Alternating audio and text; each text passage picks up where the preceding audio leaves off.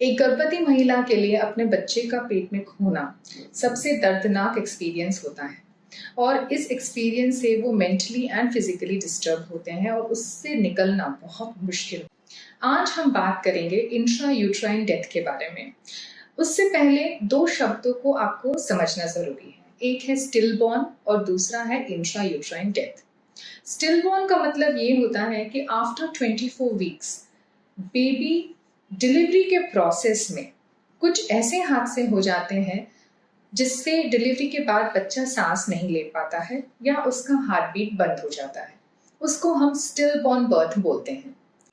Intra uterine death का मतलब ये होता है कि 24 वीक्स के बाद 40 वीक्स तक इस पीरियड के दौरान किसी ना किसी रीजन से बेबी का हार्ट बंद हो जाता है without the process of delivery. मतलब उसको कॉन्ट्रैक्शन भी नहीं आए बट हार्ट बीट बंद हो गया। इसको इंट्रा यूट्राइन डेथ कहते हैं। नाउ इंट्रा यूट्राइन डेथ के बहुत सारे कॉजेज हैं। नमस्कार, मैं डॉक्टर शीतल दयाल। आज हम बात करेंगे आईयूडी के बारे में। अब इंट्रा यूट्राइन डेथ के बहुत सारे कारण होते हैं। इन कारणों को हम क्लासिफाई करते हैं as mother maternal causes, foetal causes मतलब बेबी के causes and placental causes. Maternal causes में पोस्ट डेटेड प्रेगनेंसी जिनका पीरियड 40 वीक्स के ऊपर होता है, ट्रॉमा ड्यूरिंग प्रेगनेंसी, हाइपरटेंशन या diabetes in pregnancy and maternal infections. Baby के मेजर कॉजेज है infections and birth defects. Birth defects का मतलब है जन्मजाति दोष। Placenta, cord prolapse and abduction. हम आज आईयूडी के कॉजेज के बारे में डायरेक्टली बात नहीं करेंगे। हमने ये कॉजेज को मेंशन इसलिए किया है ताकि आपको ये समझ में आए कि अगर आप एक आईयूडी के दर्दनाक एक्सपीरियंस से गुजर चुके हैं तो नेक्स्ट प्रेगनेंसी में आप अपना प्रेगनेंसी में कैसे ख्याल रखेंगे, इसके बारे में आज हम बात करेंगे। अब हमारे हॉस्पिटल में अधिकतर हाई रिस्क प्रेगनेंसीज ही आते हैं। सिंपल नॉर्मल अनकॉम्प्लिकेटेड प्रेगनेंसीज बहुत ही कम आते हैं क्योंकि अधिकतर पेशेंट्स गवर्नमेंट हॉस्पिटल में ही डिलीवर होते हैं। लेकिन हमारे पास जो भी आता है वो हाई रिस्क प्रेगनेंसी होता है, आइदर प्रीवियस आईयूडी होता है या प्री-एक्लैम्सियन प्रेगनेंसी होता है या विद डायबिटीज और with multiple recurrent pregnancy losses etcetera. तो ये सारे पेशेंट्स जो आते हैं तो इनमें से एक कैटेगरी प्रीवियस आईयूडी भी रहता है। इस टॉक में हम आपको ये समझाएंगे कि हम कैसे और क्या एडवाइस देते हैं फॉर नेक्स्ट प्रेगनेंसी। सबसे पहले प्लान अ pre conceptional visit. Pre conceptional visit का मतलब ये होता है कि आपका आईयूडी हो गया और आपका वो वेटिंग पीरियड भी खत्म हो गया डिलीवरी के बाद। अब आपको नेक्स्ट प्रेगनेंसी प्लान करना है। जब आपको नेक्स्ट प्रेगनेंसी प्लान करना है, अब हमें ये चीज तो ढूंढना पड़ेगा कि वो आईयूडी क्यों हुआ, और अगर वो आईयूडी किसी कारण से हुआ है, वो कारण वापस इस प्रेगनेंसी में ना आए तो हम लोग क्या कर सकते हैं। इसलिए आपको एक प्री कंसेप्शनल विजिट करना है। मतलब प्रेगनेंसी प्लान कर रहे हैं लेकिन अभी प्रेगनेंसी हुआ नहीं है। तो जब आप डॉक्टर के पास जाएंगे, अब आपके डॉक्टर आपको क्या क्या एडवाइस देंगे। मेडिकल कंडीशंस जैसे diabetes in pregnancy, high BP in pregnancy, hypothyroidism in pregnancy, ये सारी चीज़ें प्रेगनेंसी कंसीव करने से पहले हम कंट्रोल कर सकते हैं। डॉक्टर आपको एक फिजिशियन के पास रेफर करेंगे। वो फिजिशियन आपका बीपी, डायबिटीज या थायराइड नॉर्मल लेवल्स पे लेके आएंगे। फिर हम आपको कंसेप्शन के लिए अनुमति देंगे एंड मेडिसिन लिखेंगे। अब देखते हैं कि ये इम्पोर्टेंट क्यों है। फॉर एग्जाम्पल, पेशेंट्स आते हैं और जिनका प्रीवियस आईयूडी का हिस्ट्री होता है और हम चेकअप्स में एक HbA1c लिखते हैं। HbA1c जब लिखते हैं वो आपके पहले के पिछले 3 मंथ्स का एक रैंडम शुगर का वैल्यू बताता है। उसमें अगर आपका वैल्यू हाई आया लाइक 7.9 या 8, that means you are uncontrolled diabetic.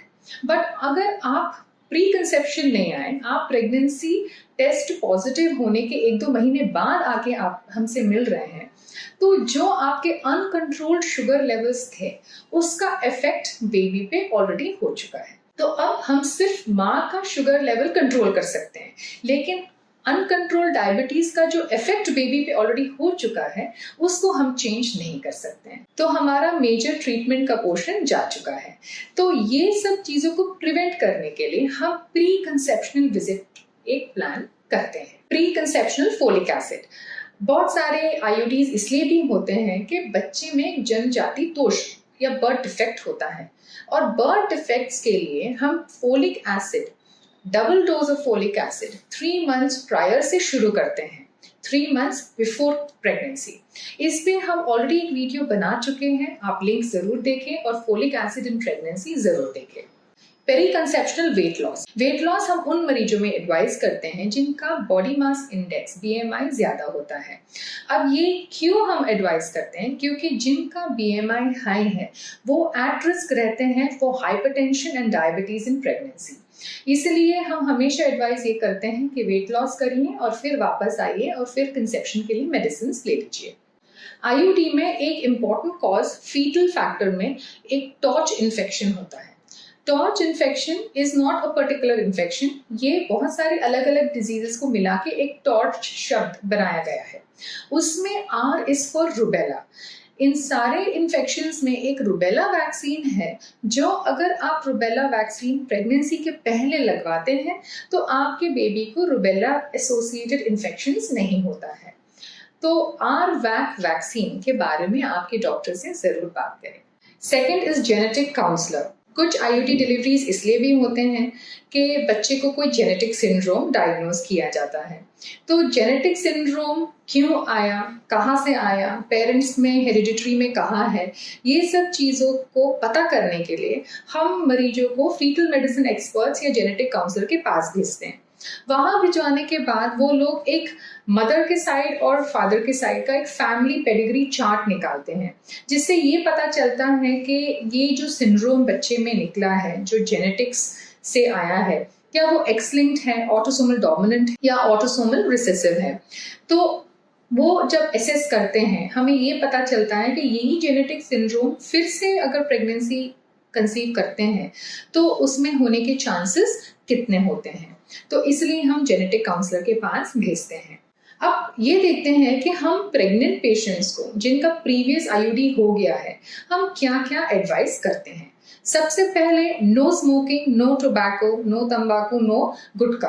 आप लोग सोच रहे होंगे कि हमारे डिस्ट्रिक्ट में स्मोकिंग कौन करता है, स्पेशली महिलाओं में, लेकिन तंबाकू और गुटखा के सेवन बहुत लोग करते हैं एंड ये बिल्कुल भी प्रेगनेंसी के लिए अच्छा नहीं होता है। So you have to stop tobacco intake in pregnancy.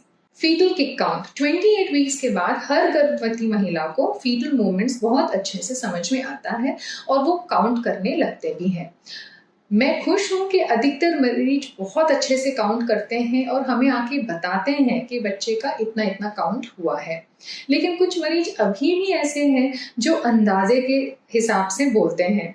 देखिए, प्रेगनेंसी कोई आलू की सब्जी तो है नहीं जहाँ पे आप हल्दी, नमक या मिर्ची अंदाजे से डालते हैं। फीटल किक काउंट इसलिए काउंट करने के लिए बोला जाता है क्योंकि वो एक इनडायरेक्ट इंडिकेटर होता है कि आपके बच्चे को ऑक्सीजन और न्यूट्रिशन पर्याप्त रूप से मिल रहा है।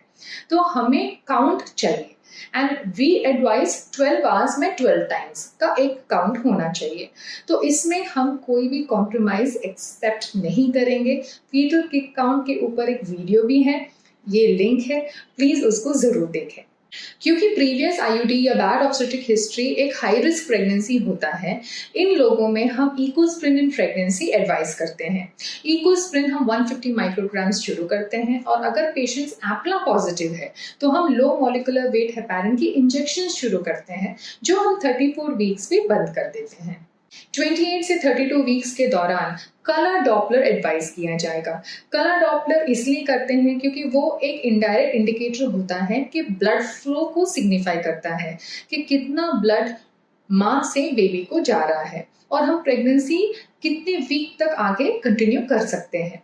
कलर डॉपलर पे भी एक वीडियो है, ज़रूर उसका आप देख के समझें कि कलर डॉपलर कितना इंपॉर्टेंट होता है।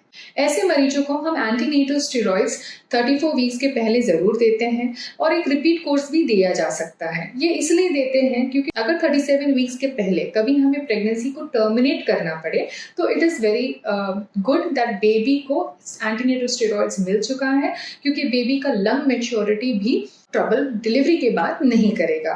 एंटीनेटल स्टेरॉइड्स क्या होता है, क्यों दिया जाता है, क्या बेनिफिट्स हैं, इसके ऊपर भी हमने डिटेल में एक वीडियो बनाया है, ये उसका लिंक है, उसको ज़रूर देखें। अब अगर आपका आईयूडी हुआ है तो क्या आपको सिजेरियन सेक्शन से डिलीवरी कराना है या वेजाइनल डिलीवरी, ये आपका गायनेकोलॉजिस्ट ही प्रॉपरली एसेस करके आपको बता सकता है। नॉर्मल डिलीवरी संभव है, हम इंड्यूस करते हैं उन लोगों में जिनको एक अनकॉम्प्लिकेटेड प्रेगनेंसी रहा है, जिनको कोई मेडिकल डिसऑर्डर्स नहीं है और पेल्विस एडिक्वेट है, एंड स्पेशली उन मरीजों में जिनका पहले एक नॉर्मल डिलीवरी हो चुका है, क्योंकि हमें पता है कि उन लोगों में इंट्रा यूट्राइन डेथ में नॉर्मल डिलीवरी बहुत आराम से हो जाएगा। बट ऐसे भी कंडीशंस रहते हैं जहाँ पे मदर की कंडीशन अच्छी नहीं रहती है, जिसमें कभी कभी हमें सिजेरियन सेक्शन ही प्लान करना पड़ता है। तो that decision is purely a decision of your treating gynaecologist. अब मान लीजिए कि आपका आईयूडी डिलीवरी हो गया है, तो नेक्स्ट प्रेगनेंसी कंसीव करने के लिए कितना टाइम ड्यूरेशन आपको वेट करना पड़ेगा। चाहे डिलीवरी सिजेरियन सेक्शन से हुआ हो, चाहे वो वेजाइनल डिलीवरी से हुआ हो, आपको 18 मंथ्स तक वेट करने का हम एडवाइस देते हैं। 18 मंथ सिजेरियन डिलीवरी में बहुत इंपॉर्टेंट इसलिए रहता है क्योंकि हम नहीं चाहते हैं कि नेक्स्ट प्रेगनेंसी में जो प्रीवियस स्कार रहता है उस पर कोई जोर या दबाव पड़े, इसलिए हम 18 मंथ्स का गैप बोलते हैं। नॉर्मल डिलीवरी में हम 18 मंथ्स का गैप इसलिए बोलते हैं क्योंकि एक प्रेगनेंसी खत्म होने से और दूसरा प्रेगनेंसी शुरू होने तक का जो सफ़र रहता है, उसमें जो प्रेगनेंसी में जो चेंजेस हुए हैं महिला के शरीर में, उसको नॉर्मल रिवर्ट होने में टाइम लगता है। प्लस जो ब्लड लॉस उनका हुआ होता है डिलीवरी के दौरान, तो उसमें भी स्टोर्स को रिप्लेनिश करने में उतना ही टाइम लगता है, एंड मेंटली एंड फिजिकली भी उनको रेडी होने के लिए समय मिलता है। That is why we take a period of 18 months. ऐसे भी पेशेंट्स होते हैं जो बहुत एंशियस हो जाते हैं, डिप्रेस्ड रहते हैं, तो वो प्रेगनेंसी जल्दी चाहते हैं, और अगर उनका नॉर्मल डिलीवरी से बेबी हुआ है तो फिर हम 6 मंथ्स का गैप गुड इनफ मानते हैं और हम उनको 6 मंथ्स के बाद एक प्री कंसेप्शन विजिट के लिए बुलाते हैं।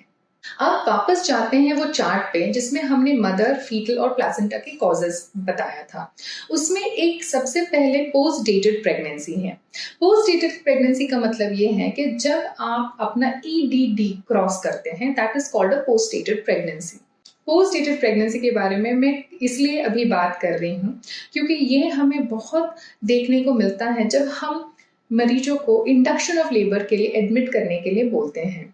आपको ये चीज़ समझना ज़रूरी है, जो मरीज अब तक डॉक्टर की हर बात मान लिया है, सारे चेकअप समय पे कराया है, सारे ब्लड इन्वेस्टिगेशन समय पे कराया है और चेकअप भी 15 डेज में आखिरी में कराया है, जब 40 वीक्स कंप्लीट होता है तो वही डॉक्टर आपको एडमिट होने का सलाह देता है फॉर इंडक्शन ऑफ लेबर। ये इंडक्शन ऑफ लेबर इसलिए इम्पॉर्टेंट है क्योंकि हम नहीं जानते हैं कि 40 वीक्स के बाद आपका प्लेसेंटा का फंक्शन कितना कम होता है और बेबी को ऑक्सीजन कब कम हो सकता है, इसलिए हम 40 वीक्स पे एडमिट करते हैं। कुछ देशों में 40 से 42 वीक्स तक भी आप वेट कर सकते हैं, लेकिन उस कंडीशन में आपको हर हफ्ते बाई वीकली हॉस्पिटल जाना पड़ेगा चेकअप्स के लिए, ये टेस्ट करने के लिए कि बेबी को ऑक्सीजन पर्याप्त मिल रहा है कि नहीं।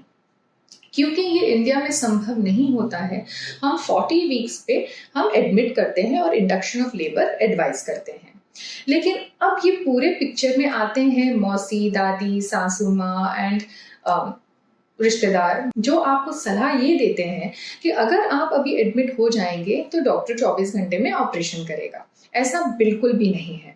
हम इसलिए ये सलाह देते हैं क्योंकि हमें डर है कि प्लेसेंटल फंक्शन कब खत्म हो सकता है और बेबी को दिक्कत ना हो। ऐसे कंडीशंस में पेशेंट के हस्बैंड दूसरे लोगों की बात मान लेते हैं और घर में ही बैठे रहते हैं और चेकअप्स के लिए भी नहीं आते हैं।